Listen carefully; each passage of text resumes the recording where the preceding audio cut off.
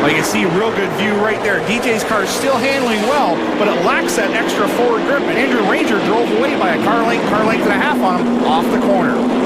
And DJ's protege, Joey Hansen, in that 40 car, having a decent run today. He's running in the 13th position, so Hansen has come a long way in this 2009 season, just a short period of time. 7th spot up for grabs between John Gaunt, Dave Whitlock. Here comes Whitlock to the inside. Well, Whitlock's crew made wholesale changes on his pit stop, and they certainly have improved the handling on that race car.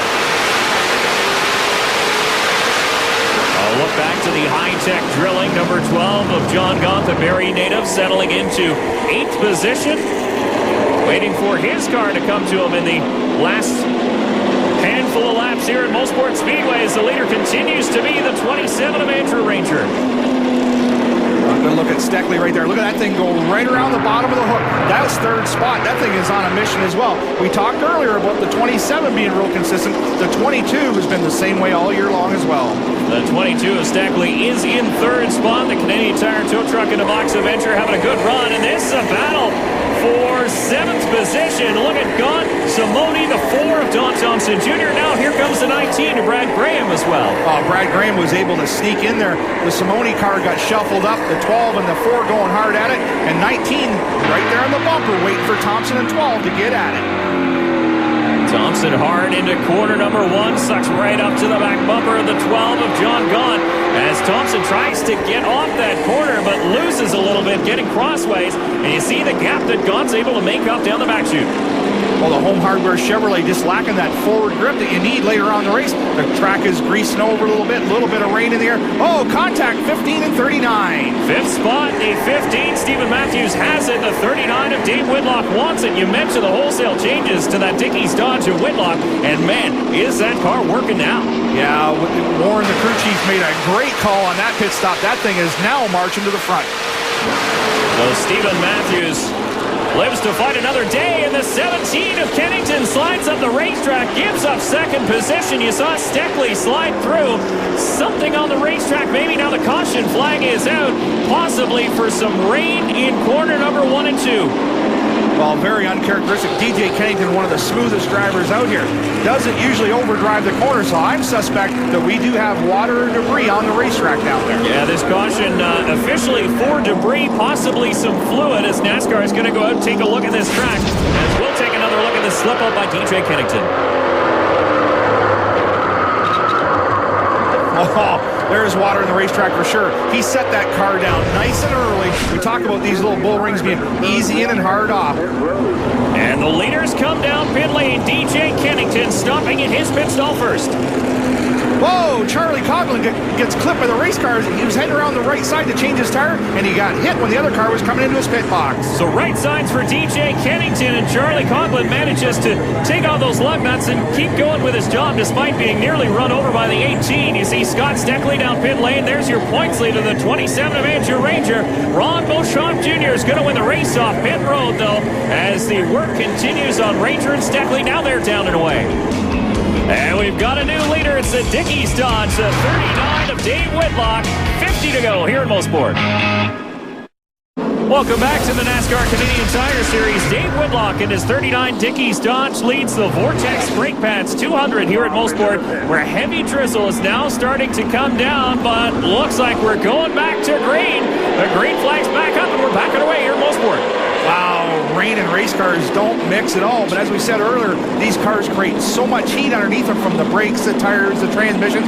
Look at Holder, 3-wide Andrew Ranger in the rain down the inside, contact. He pushes Dave Whitlock out of the way to get position on the inside, and Ranger looking for the lead now. He restarted like in 6th spot. Andrew Ranger almost in the lead.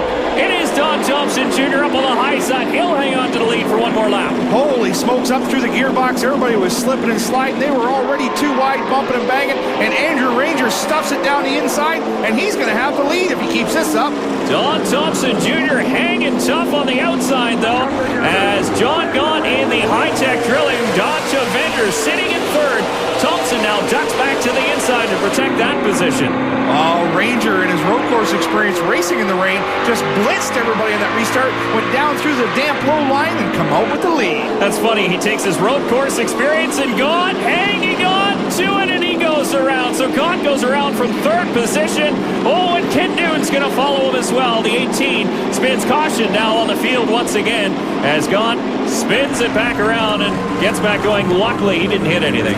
Wow, we'll take a look at the replay, but I think Gaunt gets down and puts that left side front tire down in the grass. And oh no, he was crooked before he even got there. Hard on the brakes, too much rear brake in the car, and around it went. And there you see Ken Noon coming into it as well, doing a loop of his own. The rain starting to fall a little bit heavier here now as we see droplets of water on the windshields of the race cars. Well, NASCAR will keep these cars circulating. Hopefully they'll keep a dry line. Well, our Todd Lewis is in the pit standing by with the crew chief, who I bet wishes they call this one. Todd? Bill Burns, you got your driver out in front again, a familiar position. How's the car, and most importantly, how's the track right now? The car's pretty good right now. We weren't too bad in practice, but the track's getting a little wet, so I don't know if NASCAR is going to do anything or what's going to happen. You wouldn't mind seeing a checkered flag, I don't think. No, I'd like to see it rain right now real hard. We'll wait and see what the call is, guys. I'm with Billy Burns. Let it rain, boys. NASCAR's letting us know that they are going to keep the cars circulating out there, and they're going to believe that the system will pass over. But they got to keep these cars moving, keep the hot air circulating underneath the cars to dry the racetrack. Riding on board Kennington in our last round of pit stops, the front tire changer for the Castrol crew, Charlie Coughlin, had a run-in with the 18 car while on pit road. Well, Charlie's coming around the right front. Bang, right there. The 18 runs over his foot and knocks him down. Yeah, actually, his foot got caught under the tire. He's told our crew that he's A-OK and will head to the hospital for further examinations. There's NASCAR official Gary Voigt checking in with the spotters to get an update on what their drivers are saying about the track conditions. And Joey Hansen hits pit road with a broken suspension on the right front. If this rain stops, it'll be a shootout. Don't go away. Welcome back to the NASCAR Canadian Tire Series. Great news. The track has dried. The rain has stopped, at least for the time being. Andrew Ranger leads here on lap 170 for the fourth restart of the evening. Well, there's still a little bit of rain falling, Dave, but they got a decent lane and a half racing groove dried out here. Don Thompson Jr. gets the jump on Ranger that time, but Ranger's still in that bottom preferred line. Thompson powering on the high side, and they touch down the back straightaway. Give Thompson the lead going into corner number 3. Wow, contact down the backstretch. Thompson overdrives the corner a little bit. The 27 gets another sniff, but he can't get quite underneath the 4.